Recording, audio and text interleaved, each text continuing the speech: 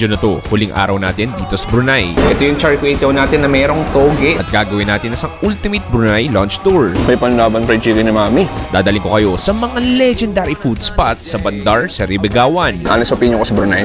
Ready ka na ba? Sura! Just a dream. The next day you called me up. Halos 48 oras lang ako dito sa Brunei at mamaya babalik na ako ng Pilipinas. Kaya naman, bawal kong palagpasin ang legendary breakfast spot na to na tinatawag na Jingchu. Okay pare, isang magandang umaga dito sa Brunei Darussalam. Ngayong araw, gagawin natin mag-Bruneian lunch food tour tayo. Dito sa capital nila, dito sa Bandar Seri Begawan. Anyway, ito yung unang spot natin, ito yung breakfast natin dito sa restaurant Jingchu. So this is a 77-year-old restaurant cafe shop. Nagbibenta ng iba't ibang like Chinese Bruneian pastries. Anyway, pasok na tayo. So makita mo, ang laki oh. Nakakatuwa na. Tignan mo dito sa Brunei. Naka-English, naka-Chinese, tapos naka-Arabic din yung pinaka-pangalan nila. Oh.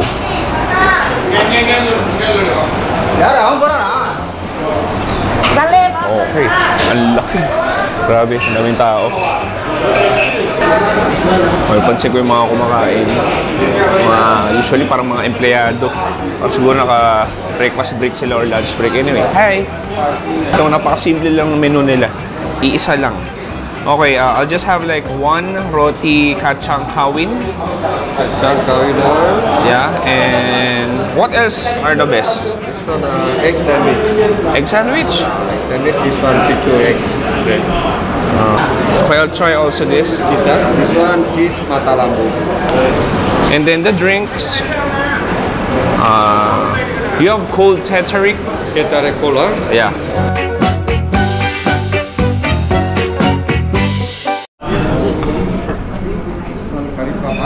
Curry pop. This one Peanut curry. peanut curry. Teh-tarik. Thank you.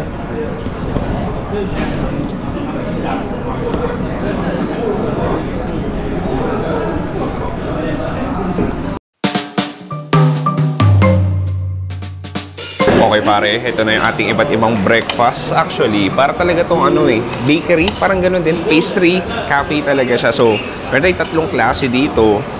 At gusto ko simulan sa kanilang, nakalimutan ko tawag, pero Hawaii something. Hindi ko matandaan. Anyway, look at this. Ito para sa may creamy egg yolk. May peanuts din siya. Tapos di ko alam kung may kaya ba yan o yung coconut jam nila. Natin, cheers.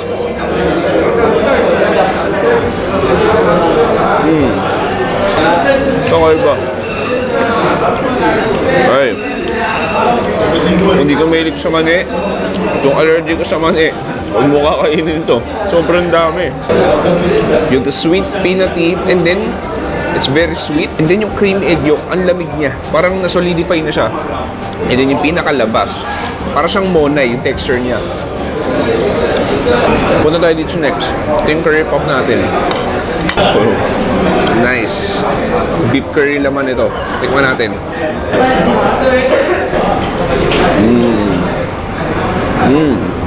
Pinaka-bread niya. Parang empanada na sobrang kapal. Actually, na-expect ko medyo mas spice siya, pero hindi. Yung mga maliliit na beef chunks. Tapos sabulin mo ng ice cold teh-tarik. Siyempre, mas masarap yun sa Malaysia, pero masarap din to. Okay, punta tayo dito sa ating heavy duty na Bruneian bread. Look at this. So makikita mo ito yung parang egg yolk natin, tapos yung cheese nandyan din, and then nasa toast siya.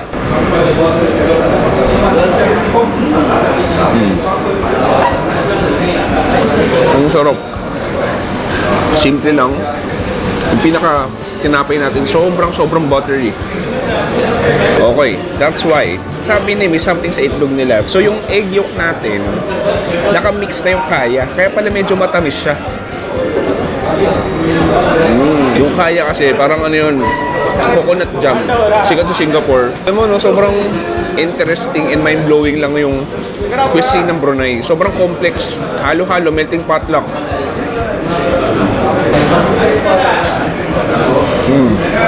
Pinaka-importante doon, ang sasarap.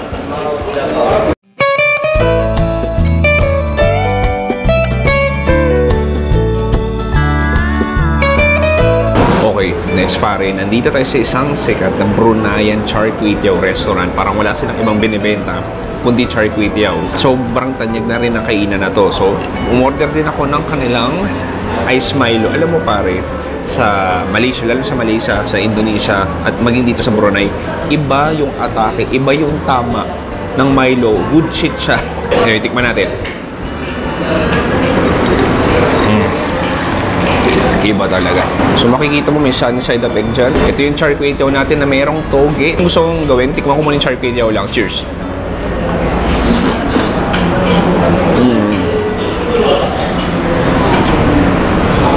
Ang sarap.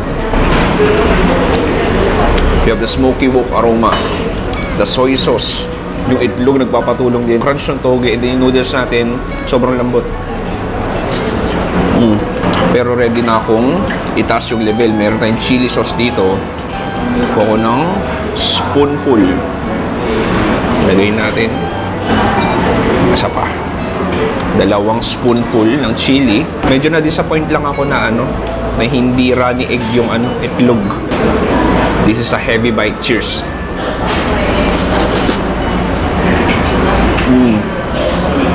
Panalo yung chili. Kaya, ito strong kick. Alam mo, bira ka tikim na sobrang anghang dito sa Brunei. Pero ito, malakas yung sipa ng anghang niya. Sarap. Habulin natin with itlog. Alam mo, based on my observation, parang halos lahat ng mga tao dito, hindi naman sa chopstick. Nag-spoon fork na rin ako para mas madali. Itong in-order ko pala, chicken to. Chicken, Char Kway Teow. Pwede ka mamili kung beef. Cheers! Sabi nga nila, pag yung isang kainan sobrang tagal na, sobrang sikat, pero 1-2 putahe lang binibenta niya, it's a good sign na sobrang nag-stick sila sa quality. And itong Kway Teow na to, ibang klase pare.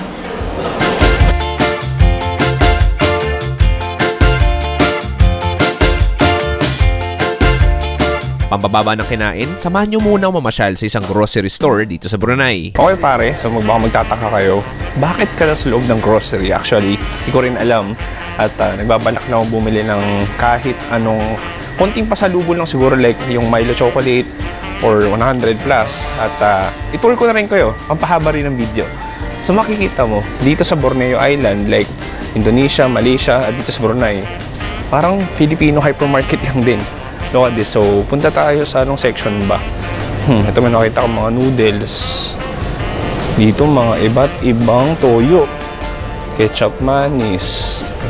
Ito mga chili sauce. Ayan, so dito mga coffee, mga tetarik. Milo. Mahal na mahal din nila Milo dito. Meron tayo ditong mga sedap. Tsaka Indomie. Ang dami. Iba-ibang klaseng Indomie. May mee goreng tayo dito. Iba-ibang flavor. Barbecue chicken, spicy. Ito yung classic. Soto. Parang mami nila dito. Ang dami. Ito may sedap naman dito. Curry. We have this curry. Maggi curry. Ang dami. Gusto ko man kumuha. Hindi magkakasya sa bagay ko dahil wala akong check-in. Sige, hanap pa tayo ng iba. Alam mo, marami rin Filipino dito eh. Filipino snacks katulad nito. Kita mo, nagaraya, boy bawang, dingdong, corn bits. Ang dami. Tapos ang dami rin Filipino dito. Actually, parang kaliwat ka na makakarinig ka ng Tagalog. Ito, maraming klase ng mani. Bilang ko nga nanay ko. Ito naman, kita mo. Mga familiar yun, Tiger. May Magic. Ito mga chicherya. Ayan, Lace. Stocks, para siyang Pringles. Pringles nila, ang daming kakaiba din. Oh shit! Kita mo yung roller coaster dito. Diba sa atin, ganito itsura dito. Naka-Pringles form siya. Okay, para kang di umalis ng Pilipinas. Daming Filipino brands, daming Filipino restaurant.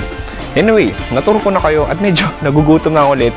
Punta tayo sa huling spot natin kung saan tayo magla-lunch. Kain tayo ng chicken rice. Chara! For lunch, let's go to an iconic steamed chicken rice shop dito sa Brunei. This is Tian Tian.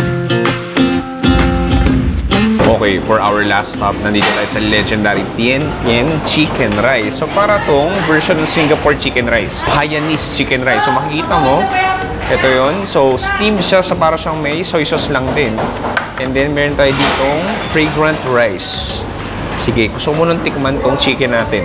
And then, lagay natin sa kanin. Cheers!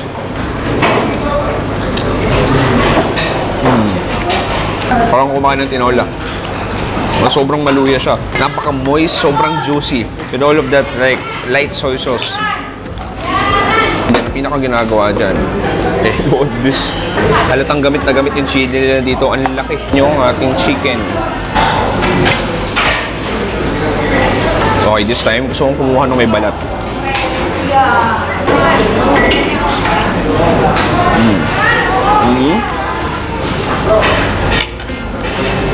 Parang sa Singapore lang din. Garlic, maluya, manghang.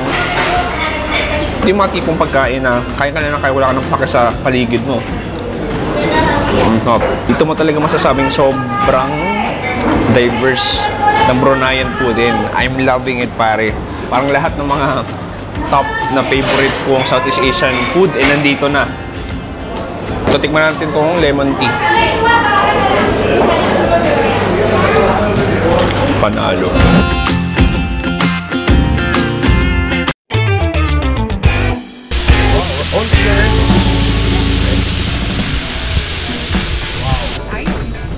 Thai.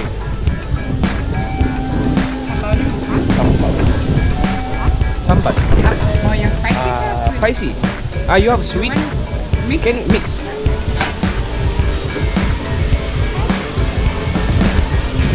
Enough? Yeah. You have spicy also? Yeah. Sweet.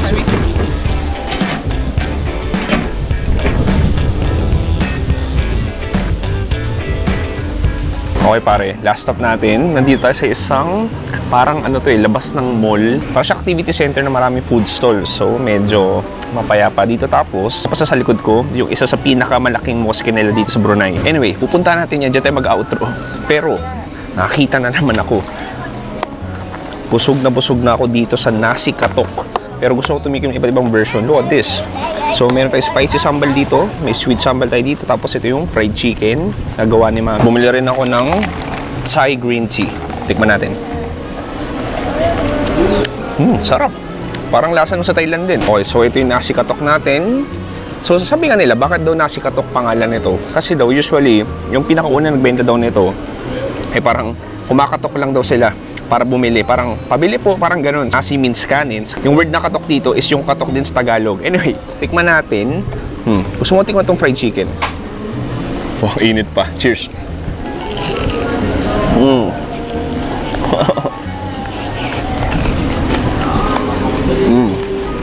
Ay, may panlaban fried chicken ni Mami. Ang sarap. Sobrang crispy outside, juicy inside, malambot, mainit, malinamnam. Oh, that. So, tikman yung karne.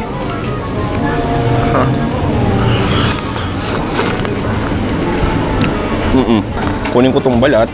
Ito yung sweet sambal natin. Ito yung spicy sambal natin. Tapos lagyan ko ng kanin. Okay, tapos kukunin ko yung balat na may mga sambal.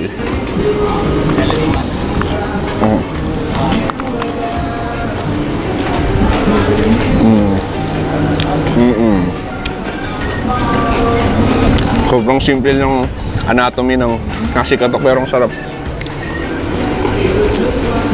Sambal natin, dalawa malalasahan mo. Isang napaka tamis na parang sugary sweet paste. Tapos isa naman, green chilies na dinurog. Honest opinion ko sa Brunei. Nung una, parang medyo boring. Wala kang ganong gagawin. Paggabi, halos sarado ng lahat. Tapos medyo magkakalayo yung mga lugar. Paglabas mo, walang 7-Eleven. Alam mo yun, walang McDo, Jollibee, dadayuhin mo talaga. Pero parang, at the back of my head, parang, parang ang saya din. Kasi parang kang pumunta ng probinsya. Alam mo yung feeling na, di ba, laki Maynila ka, tapos pumunta ka sa isang probinsya na sobrang maliwalas. Paglabas mo, tahimik, wala ganong tunog ng mga motor, yung mga tao, ang babait. I mean, to be honest, sobrang init dito. Pero sa same time, presko pa rin kasi parang wala ganong air pollution. Simple lang yung pamumuhay nila dito. But don't get me wrong, no? I mean, updated sila technology. I mean, kompleto sila dito. Kahit nga TikTok, uso TikTok dito. But sobrang na-enjoy ko dito yung mga tao. Parang Pilipino lang din, sobrang hospitable. Sige, medyo boring paggabi. Wala ganong magagawa dito. Pero, ang sarap ng pagkain nila dito. Multicultural eh. If you're craving for Malaysian, meron. If you're craving for Indonesian, Chinese, ibang klase talaga. Sobrang... Tapos pansin ko lang din dito, hindi sobrang mas spicy. I mean, they have spices, pero hindi sobrang manghang yung mga pagkain. Anyway, huling kagat para sa inyo dito sa Brunei. Cheers! Sa series na to, siguro nabanggit ko ang mga wala dito sa Brunei. Pero gusto ko rin banggitin yung mga meron dito. Kahit controversial ang monarchy na pamamahala dito, sabi ng mga lokal na nakausap ko, ay satisfied naman daw sila sa pamamahala ng gobyerno. Libreng edukasyon, libreng healthcare, as in libre. $1 lang daw babayaran mo pag lokal ka. Isa pang malupit dito, makakaipon talaga yung mga residente dito dahil wala silang tinatawag na income tax. 5 taxi drivers na nasakyan ko at nakakwentuhan ko dito. At lahat sila, pare-pares ang sinabi. Sila daw ay kontento at masayang naninirahan dito sa Brunei. Marahil, wala nga silang nightlife, walang pwede ganong gawin, walang happy-happy, walang party-party, pero hindi ba't mas importante ang libreng edukasyon, healthcare, at walang kaltas sa sweldo ng mamamayan? Okay pare, touchdown. Nandito tayo sa isa sa pinaka, national landmark, tsaka isa sa largest mosque dito sa Brunei. Nandito tayo sa Omar Ali Saifuddin Mosque. Yung pinaka-builder yung gumawa nito is yung father ng current na sultan ng Brunei. So naboto 1956, tapos sobrang laki ng ginastos dito dahil karamihan dito gawa sa tunay na gold. And Brunei Darussalam is a dominant Muslim country, 70% ata. Kaya kaliwat kanan talaga yung mga mosque dito. Pero etong mosque na to is isa sa pinaka-legendary na mosque dito sa Brunei. Anyway, sana nag-enjoy kayo sa napaka-iksi na Brunei Street Food Series natin. Pansin nyo, naka-GoPro lang tayo dahil wala naman talaga sa plano kung pumunta sa Brunei. Pero ang weird lang kasi may nagsasabi sa akin, boring daw, walang nightlife, parang wala ka masyadong gagawin. I mean, in some part of that, medyo nag-agree ako na wala ka talaga ganong gagawin. Pero sobrang nag-enjoy ako sa kapayapaan. Ang tahimik lang, parang ito yung bansa na pumunta ako na hindi ko ina-expect na parang pumunta lang ng probinsya ng Pilipinas. Alam mo yung feeling na nandito naman lahat, like may mga restaurants, may malls, may mga bilihan, pero at the same time, sobrang maliwalas, peaceful, ang linis, medyo mainit nga lang. Anyway, maraming salamat sa panonood ng ating Brunei Street Food Series. Sana nag-enjoy kayo sa episode na to. Ako si Chewy dito sa napakamagandang bansa ng Brunei. Nagsasabing stay safe. Good night. Goodbye. Bye. Boom. Alam nyo ba, 2 oras lang yung flight papuntang Pilipinas para lang ako pumunta ng Manila to Zamboanga.